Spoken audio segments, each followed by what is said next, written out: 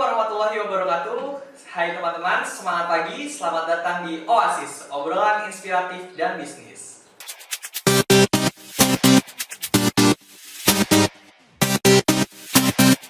Nah, sebelum kita nonton, mari sama-sama bangun channel ini dengan cara subscribe, like, dan nyalakan lonceng notifikasinya supaya nggak ketinggalan video-video selanjutnya.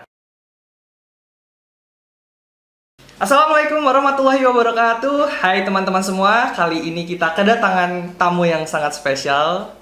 Ya, salah satu mentor bisnis yang kita undang jauh-jauh dari Karawaci untuk datang ke kantor Samara Life. Kita sambut yuk, Bang Omar. Assalamualaikum. Waalaikumsalam warahmatullahi wabarakatuh. Ini happy banget nih, gue diundang di sini. Seru-seru. Jadi gimana nih kabarnya Bang Omar? Alhamdulillah. Sekarang kesibukannya apa aja nih Mas, Kang, sebagai mentor bisnis? Wah, kalau kita sih sibuknya tiap hari nih. Karena memang dalam situasi sekarang itu banyak banget ya teman-teman yang istilahnya apa ya, mereka butuh satu strategi ya untuk bisa bisa banyak ya, bisa survive gitu ya, terus bisa ada juga yang scale up gitu. Jadi di situ kayak gini tuh ada juga tuh yang lainnya lagi pada berjuang gitu ya, yang sementara yang lainnya ada juga yang mereka justru scale up Ya, gitu. lagi berkembang gitu lagi ya, berkembang. Kang? Oke. Betul. Terus boleh di-share juga dong nih Kang ke kita, sebagai mentor bisnis itu Kang Omar nih apa aja sih yang dilakuin gitu Kang? Oh, kalau saya sendiri sih dari tahun 2016 kali ya, itu ketika saya masuk di dunia pengembangan sumber daya manusia dan juga bisnis gitu ya. Ya banyak sih yang kita lakukan ya. Yang paling utama sebenarnya sih kita ngebenerin owner. Ngebenerin owner. Ngebenerin pemilik bisnisnya. Kalau soal teknis bisnis nih itu jago-jago. Itu temen-temen tuh jago-jago. Ada yang jago di digital marketing, ada yang jago di properti, ada yang jago di macam-macam bisnis lah gitu ya. Tapi sebenarnya yang bermasalah bukan bisnisnya gitu, bukan tentang bagaimana merunningnya gitu. Memang sih nanti ketika kita benahin si ownernya, ya baru tuh kita masuk tuh ke bagaimana nanti SDM-nya diperbaiki, bagaimana sistemnya diperbaiki gitu. Tapi yang utama sebenarnya adalah si ownernya ini gitu, karena bisnis itu business is you, business is you. Jadi bisnis tentang kita, tentang siapa ownernya. Oke, ya betul. Gitu. Jadi mentor ini cuma mengarahkan aja gitu ya Kang? Oh, nah gini kita bicara, ini banyak. Jadi teman-teman nih banyak yang masih rancu ya. Jadi tuh ada mentoring, ada training, ada coaching, ada consulting. Nah ini yang masih banyak kecampur-campur gitu loh. Jadi kalau orang udah ngajarin tuh biasanya langsung ini coach nih, coaching lah gitu loh. Padahal sebenarnya enggak. Nah, ini memiliki makna masing-masing ya. Jadi kalau mentoring itu biasanya dilakukan oleh orang yang sudah punya experience, yang dia sudah punya pengalaman, lalu dia membimbing sebenarnya. Jadi misalkan nih saya jago di dunia properti, terus saya misalkan mentoring ente nih, mentoring ente gitu ya. Yang saya lakukan nih saya mendampingi, karena saya sudah pernah di bisnis tersebut dan saya punya keahlian dan otoritas di bisnis tersebut. Ya terus saya bimbing nih, dibimbing gitu ya sampai bisa. Nah itu mentor. Terus ada lagi trainer. Ya. Nah kalau trainer ini dia tuh sifatnya hanya transfer knowledge doang. Jadi misalkan dalam 3 hari, 4 hari dia training nih, dia hanya transfer ilmunya dia gitu loh. Misalkan tadi dia tahu di dunia properti, terus gue mau sharing nih, gue mau bagi ilmu lu, gue mau training kalian gitu ya. Misalkan bagaimana jualan properti melalui online, dan dia mentraining. Ya itu paling 3 hari, 4 hari, atau misalkan dia bikin online course gitu ya. Itu sifatnya training karena dia tidak melakukan pembimbingan atau pendampingan. Seperti itu. Jadi yang lakuin itu si owner bisnisnya sendiri ya. Training ini cuma ngasih materi-materi gitu. Iya, dia hanya mentransfer ilmu aja gitu, kayak gitu. Nah, terus ada lagi consulting. Nah, kalau consulting itu dia ngerjain nih si konsultannya. Misalkan saya di bisnis properti misalnya, ada misalkan pekerjaan digital marketingnya.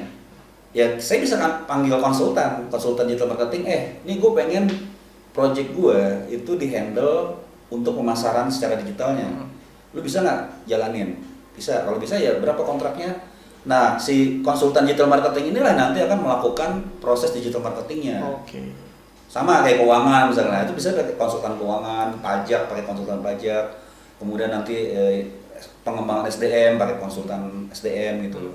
Nah itu konsultan. Ada nih yang satu nih yang lagi rame nih. Apa tuh? Coaching. Okay. Nah coaching nih kalau di komunitas coach gitu ya, itu kadang-kadang memang masih banyak yang rancu kalau saya bilang. Rancunya di mana tuh, Bang? Jadi rancunya di mix nih antara mentoring sama coaching di mix gitu. Tapi sebenarnya makna dari coaching itu sendiri lebih kepada bagaimana tadi si business owner ini dia bisa menemukan akuntabilitasnya. Akuntabilitas maksudnya apa? Kadang-kadang gini, orang ikut training nih. Iya. Iya kan? Udah ikut training. Sehari, 2 hari, 3 hari. Setelah training belum tentu ngejalanin. Nggak punya akuntabilitas gitu, cuma gue tahu. Setelah itu dia nggak ngejalanin. Iya, gitu. betul. Terus ada orang yang pakai konsultan. Iya. Sekali 2 kali dia pakai konsultan, tapi setelah itu akhirnya jadi ketergantungan gitu. Tidak ada satu pengembangan yang bisa dilakukan gitu. Nah, coaching itu proses bagaimana nanti terjadi satu biasanya bentuknya dalam bentuk dialog gitu ya antara coach dengan coachee. Itu bagaimana si coach ini membangun akuntabilitas, bagaimana membangun responsibility personal dari si business owner-nya. Gitu, sehingga bisa dibilang perannya coach itu sebenarnya men-trigger potensinya si coachee-nya gitu. Nah, makanya tadi saya bilang ini sebenarnya ada diferensiasi nih antara coaching, mentoring. Nah, yang saya lakukan sebenarnya sih sebagai yang profesi yang saya lakukan gitu ya, itu saya biasanya ngelihat situasi. Ada satu fase dia di coaching. Ya, kayak ada beberapa waktu yang lalu tuh saya lihat ada satu klien kita tuh dia drop nih salesnya. Saya cuma tanya sama mereka gitu, kenapa sih kalau bisa drop begini? Apa yang terjadi gitu? Setelah kita gali melalui proses coaching gitu, kita gali melalui proses coaching, ternyata yang bermasalah semangatnya mereka. Pertama semangat, kedua ada masalah gitu loh. Mereka ada hambatan-hambatan yang kayaknya memang dari kitanya Pak, kita nggak fulfill, kita nggak sepenuh hati. Gitu. Nah dari situ baru ketemu, kita benerin dulu mindsetnya, kita benerin dulu akuntabilitasnya, terus juga bagaimana dia bisa mengembalikan semangatnya dia lagi, tracknya dia lagi. Nah baru tuh setelah dia di fase itu, baru kita masuk nanti mentoringnya, consultingnya, dan yang lain-lainnya yang seperti itu. Jadi kalau Kang Omar ini fleksibel gitu ya Kang, bisa jadi apapun gitu? Ya tergantung jadi kebutuhan atau enggak? Nanti gini, saya juga bukan Superman ya, jadi nanti di proses coaching itu nanti kita bisa mendapatkan mendapatkan sebenarnya yang dibutuhkan si business owner-nya apa sih? Misalkan, ternyata lo butuh konsultan. Jadi nggak harus saya juga gitu loh. Artinya si business owner ini bisa cari konsultan yang sesuai dengan kebutuhan dia gitu loh. Kan kayak misalnya pajak saya nggak mungkin mengerjakan laporan pajaknya si klien gitu ya. Tapi biar dia nanti yang mencari. Nah, proses coaching itulah yang mendorong dia untuk dia mencari konsultan yang cocok buat dia. Kalau bisa dibilang nih Kang, berarti Kang Omar sekarang posisinya sedang di apa nih Kang? Lebih ke prefer ke saya di coaching sebenarnya. Di coaching ya? Di coaching. Berarti kita panggilnya Coach Omar ya? Boleh, Kang Omar boleh, Bang Omar boleh. Bahkan kalau saya di komunitas coach itu malah kita tuh dipanggilnya kakak gitu. Kak ada Omar. Komunitasnya itu Kang? Ada. Oke. Ada. Komunitas kopi hitam namanya. Keren juga tuh. Ada singkatannya atau enggak tuh Kang? Kopi hitam itu jadi kita melihat gini, coaching, training, konsultan itu seperti kopi. Jadi coaching ini kopinya. Kalau misalnya udah ada mentoringnya, nah itu kopi susu. Nanti udah ada trainingnya, jadi kopi susu manis gitu. Ya pokoknya itulah itu di mix gitu loh. Nah, coaching itu adalah kopi hitamnya. Gitu. Kalau untuk sampai saat ini nih Kang, sejauh ini Kang Omar ini udah nge-coaching berapa banyak kalau bisa dihitung? Waduh, itu udah banyak banget. Banyak banget sih ya. Ada, kalau yang sekarang sedang running sih sekitar 6 sampai 7 klien lah gitu ya. Itu bisa Tapi kalau dari awal sih banyak. Okay. Itu 6-7 klien bisa di-handle sendiri itu Kang atau ada tim-timnya sendiri gitu Kang? Oh, kita ada tim. Ada tim. Tapi memang mostly ketika proses coachingnya saya sendiri langsung yang handle gitu loh. Seperti itu sih. Gitu. Kalau untuk keberhasilan yang pernah dicapai nih Kang sejauh ini, Kang Omar nih merasa berhasil ketika nge-coaching perusahaan yang mana nih Kang? Ada cerita sendiri tentang itu gitu Kang atau tidak? Ya, ini menarik nih. Kemarin saya baru ketemuan ya salah satu coach saya lah itu, klien saya lah gitu ya. Ibu-ibu. Dia ibu-ibu gitu. Ini seru nih. Jadi awal ketemu saya tuh dia tuh galau gini. Dia kerja di satu perusahaan developer gitu ya. Kemudian dia kayaknya gue bisa nih ya jadi marketer lah, jadi broker nih gitu loh. Memasarkan produk-produk properti dari developer. Cuman kok bisa nggak ya gitu? Gue kan ibu rumah tangga gitu, gue punya anak kecil, terus juga suami juga lebih banyak di luar gitu ya. Terus gimana gue bisa nih? Nah, pada saat itu coaching nih sama kita nih, ketemu gitu ya. Biasanya kita kalau dalam proses coaching itu kita ada namanya business health check dulu tuh. Kita kita pendalaman dulu lah terhadap si kliennya gitu. Jadi saya bilang gini, sebenarnya si ibu ini waktu pertama kali ketemu gitu ya, saya melihat pertama semangat dia udah punya. Kedua, experience udah ada. Ketiga, yang belum dipunya adalah keyakinan kan, clarity. Nah, tugas saya sebagai coach, saya ngasih dia clarity. Clarity-nya apa? Saya tanya sama dia, Bu, seberapa yakin Ibu mau menjalankan profesi ini? Nah, dia bilang, yakin sih Pak gitu loh. Ada tapi. Nah, itu tugas saya tuh bagaimana nanti dengan metode coaching gitu ya, itu kita bisa membuka. Tapi bukan memprovokasi ya. Jadi beda kalau motivator kan udah keluar aja gitu, udah jalan aja. Enggak, kalau kita nggak begitu. Justru kita lakukan pada saat itu adalah awareness terhadap dia gitu loh, bahwa kalau memang dia punya keinginan ke arah situ, ya kan, apa saja yang bisa dilakukan. Jadi kita fokusnya ke situ. Dia bisa lakukan A, B, C, D. Nah, tinggal kita tanyakan kalau memang itu bisa dilakukan, kapan mau dilakukan. Nah, ketika kita melakukan proses clarity semakin jelas, akhirnya dia terdorong sendiri, gitu loh. Nah, kalau dibilang tadi kesuksesannya adalah saya berhasil membuat dia untuk keluar dari zona nyamannya dia. Itu satu. Dan yang lebih ngerinya lagi nih, begitu ketemuan gitu ya, setahun 2 tahun kemudian, setahun lah, sekarang masuk tahun kedua, itu ngeri kalau saya lagi ketemu lagi gitu sama dia, ngobrol, terus kita coaching lagi gitu ya. Beliau pernah sampai 300 unit closing dalam 1 tahun. 1 tahun. Itu broker ya, bukan broker. Luar biasa sih. Dan pasukannya saya pernah diundang waktu itu mentraining tim marketing mereka. Itu ada sekitar 80. Dia punya pasukan penjualannya, sales force-nya dia loh di penjualan properti di areanya dia gitu ya. Itu sampai 80-an orang. Dalam 1 tahun ya Kang? Dalam 1 tahun. Luar biasa. Jadi Kang Omar ini membantu mereka untuk mewujudkan apa yang mereka butuhkan gitu ya Kang? Yes, bukan sesuai keinginan kita, coach maunya ayo sukses, terus kita push mereka untuk sukses, tapi dari kemauan mereka sendiri. Jadi coach tuh motivator yang tidak memotivasi. Nah, aneh kan? Motivator gitu.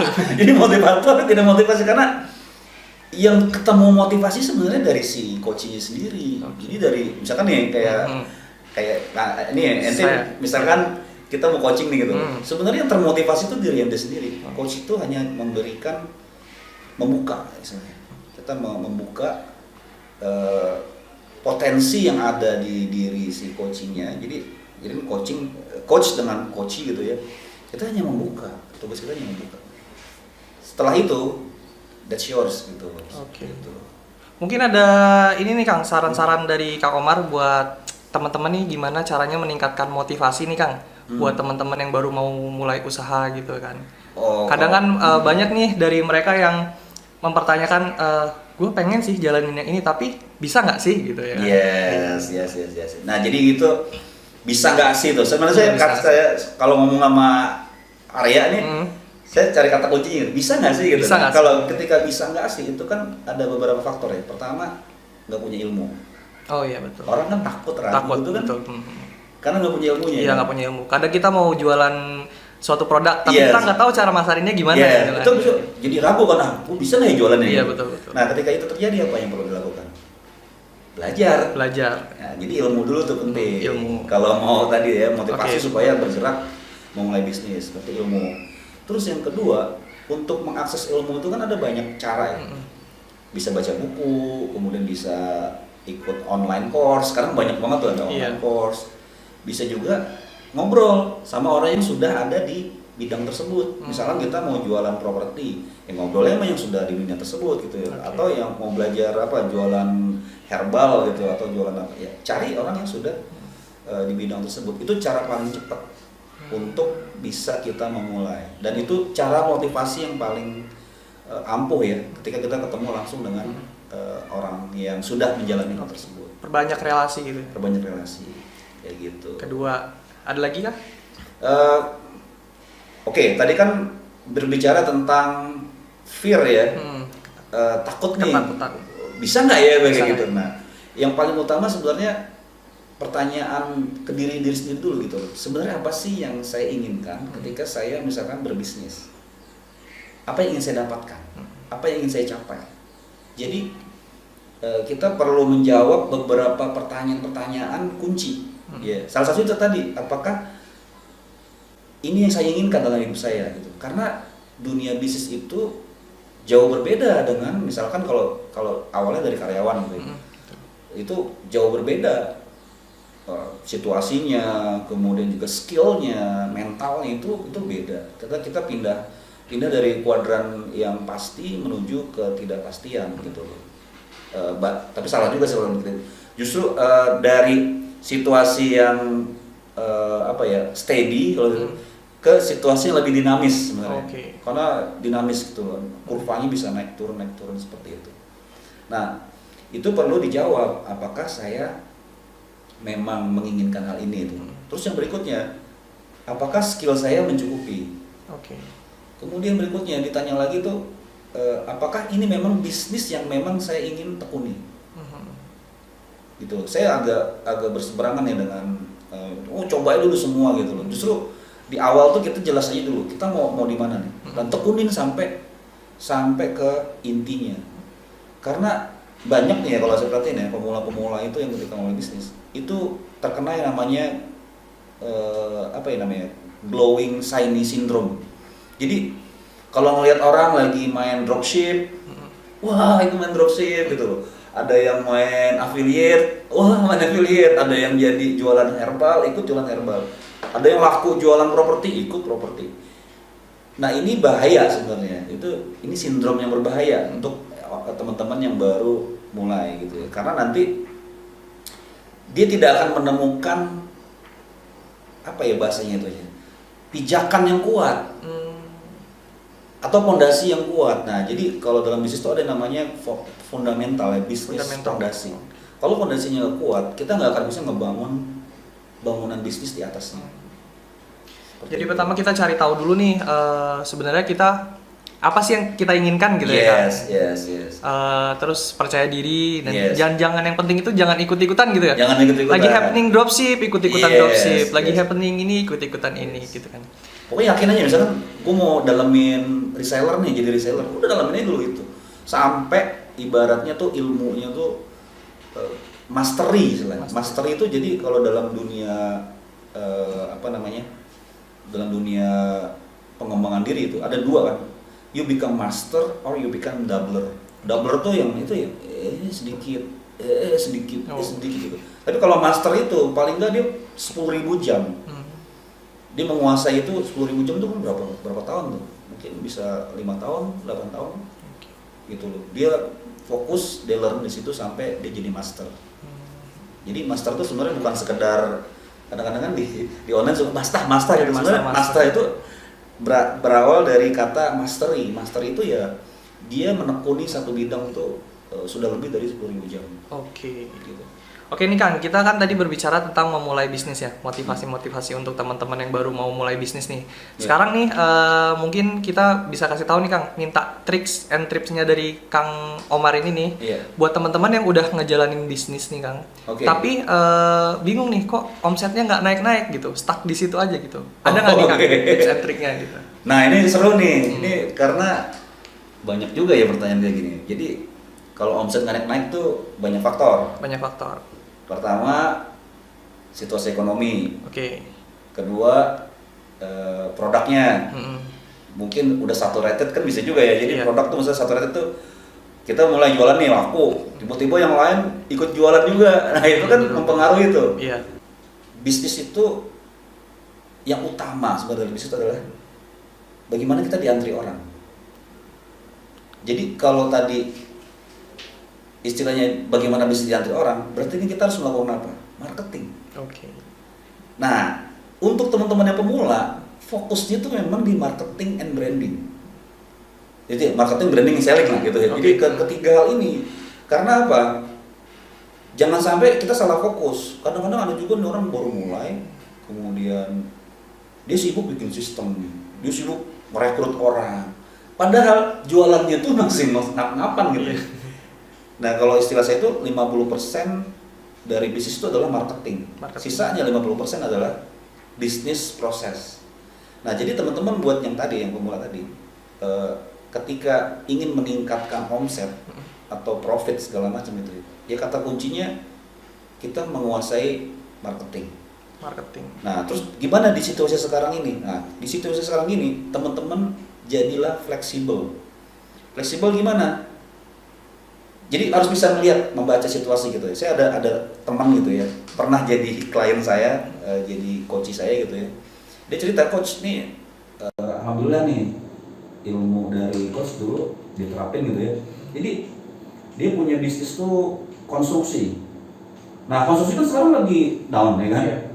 Dia punya alat, dia punya SDM banyak. Terus begitu situasi kayak gini kan drop.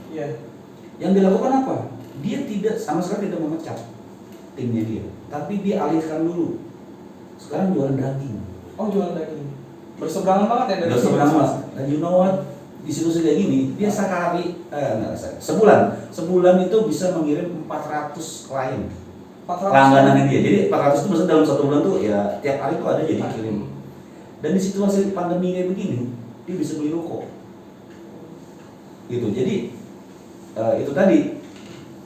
Kita juga harus fleksibel melihat situasi, kan situasi ya, beda ya kalau situasi normal, kalau saran saya ya berarti yang di-upgrade adalah marketingnya, marketing brandingnya gitu.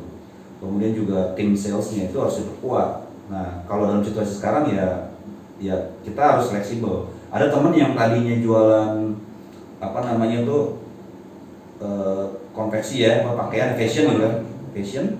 Di situasi kayak gini dia berubah dulu, dia jualan masker gitu. Jadi jangan kaku kalau di situasi seperti ini. Nah, tapi itu beda ya dengan yang Shiny syndrome tadi, beda ya. Dia hanya mengalihkan sebentar supaya nanti dia bisa nanti balik lagi ke bisnis utamanya.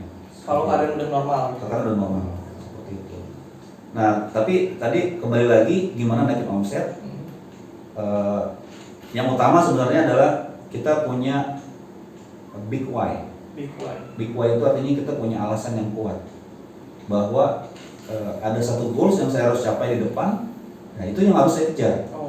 Gitu loh. Nah kebanyakan kan begitu omset turun, big why-nya nggak kuat. Kalau yang nggak kuat ya, big why nggak kuat itu biasanya nyerah atau ganti bisnis.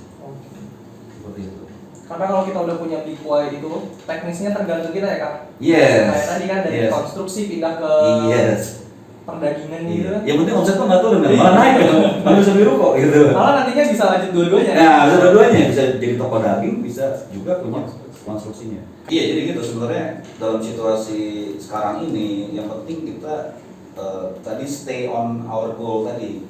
Jadi big why ya tadi. Kalau big why udah kuat, ya mau geser kiri dikit, kanan dikit, ya nggak masalah. Yang penting gue sampai ke tujuan. Jadi yang penting itu big why-nya ya kan, karena teknisnya itu tergantung sama kita ya. Kayak tadi kan dari konstruksi ya, Yes. pindah ke perdagingan kan itu berseberangan banget. Tapi nanti kalau kedepannya malah bisa jadi dua usaha. Ada dua usaha, ada dua bisnis. Gitu. Oke nih Kang Omar, terima kasih banyak banget atas ilmu-ilmu yang di-sharingnya karena kita jadi tahu nih, tadinya kan kita taunya cuma ada mentor bisnis ya. Yes. Kita taunya ada mentoring, ada consulting, ada banyak lagi. Iya, untuk teman-teman yang baru mulai usaha atau yang udah jalan nih usahanya tapi omsetnya masih stuck di situ aja, tetap istiqomah dan mulai dicari big why-nya itu di mana gitu ya Kang. Siap. Kalau gitu bersama dengan saya Arya dan Kang Omar, mungkin sampai sini aja ya Kang. Terima kasih banyak. Assalamualaikum warahmatullahi wabarakatuh. Waalaikumsalam.